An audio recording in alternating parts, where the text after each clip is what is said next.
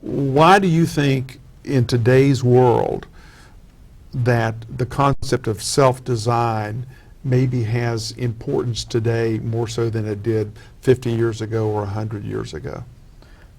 Well, I think that, we are predisposed in our society to look for inadequacies, to focus on liabilities, to emphasize human deficits. And I think that's just part of the way that our worldview, our contemporary worldview. We're always trying to find ways to identify our weaknesses and compensate for them. And so we become at the mercy of whomever we're paying attention to at the time in terms of what we're supposed to look like, be like, do, think, all of those types of things. And I think that, there's a lot of negativity in the world right now. There are a lot of things that maybe aren't going as well as we would like. And, when you add all of the things happening in the world on top of sort of our preoccupation with our own inadequacies or compensating for our weaknesses, that type of thing, I really think that this approach in design, it affirms us where we're at.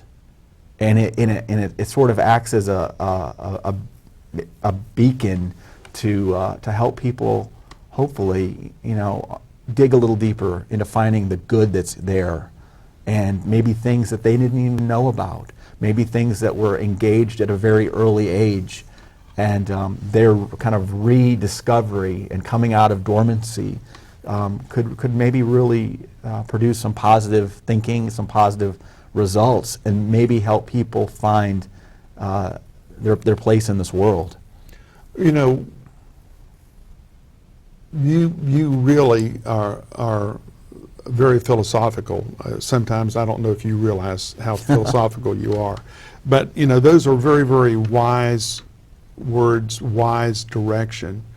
And I think one of the things about this book that make it not only unique in concept, but unique in that here's a book that's been written that has import into what you and I would say would be a cross-section of age as well as life. And I don't know very many books that have been published in this genre over the last 25 years which are applicable to a 15-year-old, a 50-year-old, and a 70-year-old.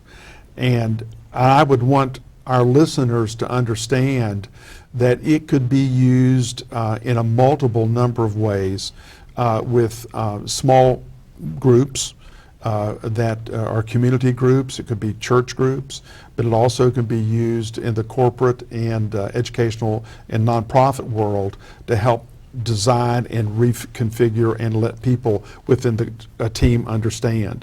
You want to make any comment about that? Well, I think the big picture of what you're talking about, whether you're talking about corporate America, whether you're talking about education, whether you're talking about the church context, you're talking about the idea of engagement. And I think that when we honor our design by understanding to a greater degree who we are and why we're here and how we can meaningfully contribute to the world in a positive way, that's going to change our orientation toward life. It's going to change the way that we orient ourselves toward our work. We're going to move from being in a state, being in a transactional state, to one that's truly transformational, I think. I think that it's just in our nature to do that. So I think this has tremendous implications for a wide range of people and contexts, because at the end of the day, it's all about uncovering who we really are and looking at that as an asset to be developed and invested, and I think that's what we all really want. I agree.